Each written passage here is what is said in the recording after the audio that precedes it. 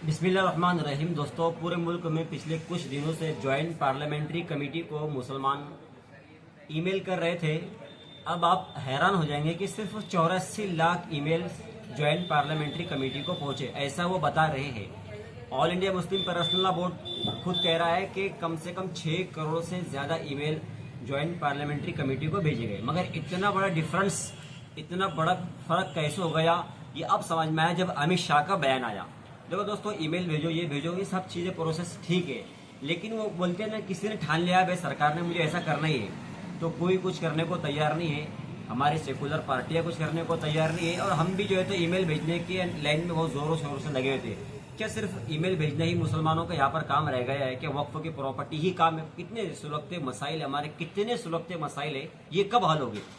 अब email joint parliamentary committee कह रही है कि सिर्फ 84 लाख ईमेल आए, और आज अमित शाह का बयान आ गया कि कुछ भी हो, वक्फ बोर्ड, वक्फ तरमीमी बिल जो है वो पास होकर रहेगा, चाहे कुछ भी हो जाए। रास्ते साफ है उनके लिए। उन्होंने कहा कि हम इसको पास कर ही रहेंगे। ये आज की खबर है, न्यूज है, ये उनकी तैयारी है पूरी। लेकिन हमारी तैयारी क्या है? कौन सी कानूनी लड़ाई लड़ने के लिए हम सड़कों पर आ रहे हैं, उतर रहे हैं?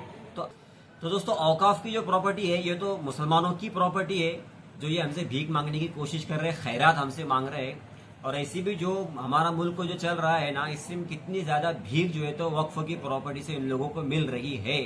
चाहे वो ताजमहल हो, लाल किला हो, गोल गुम्बद हो और फूट किला हो, चाहे जामा मस्जिद हो, कितनी कई सारी ऐसी बड़ी बड़ी इमारतें हैं जिसको मुल्क ही नहीं, पूरी दुनिया से लोग घूमने देखने के लिए आते हैं। तो अमित शाह का यह बयान क्लियर है, कुछ भी कर लो, बिल हम पास करके रहेंगे, मुसलमानों की जमीन को हम छीन कर रहेंगे। तो इसके लिए जबरदस्त आंदोलन मुसलमानों को करने की जरूरत है, कानूनी लड़ाई लड़ने की जरूरत है। जैसे एनआरसी के वक्तों में शाहीन बागों का इंतजाम मुसलमानों ने किया, दिल्ली से लेकर पूरे मुल्क में शाहीन बाग शुरू हुए, उसकी सख्त जरूरत है। कायदीन को इसके लिए आगे आना होगा। और सिर्फ औकाफ की प्रॉपर्टी नहीं, कितने सुलगते मसाइल है, मॉब लिंचिंग है, डकैती है, उसके बाद में बुलडोजर है, तौहीन रिसालत सल्लल्लाहु अलैहि वसल्लम है, मदारिस है, तलाकी है, ये जो सारे कवानीन है जो थोपने की मुसलमानों पर कोशिश कर रहे हैं, मुसलमानों को नाकारा बना रहे हैं, कमजोर बनाने की जो कोशिशें कर रहे हैं। तो कानूनी लड़ाई बहुत सारी है, जिसमें तंजीमों को, जमात को आगे आना होगा और उस लड़ाई को लड़ना होगा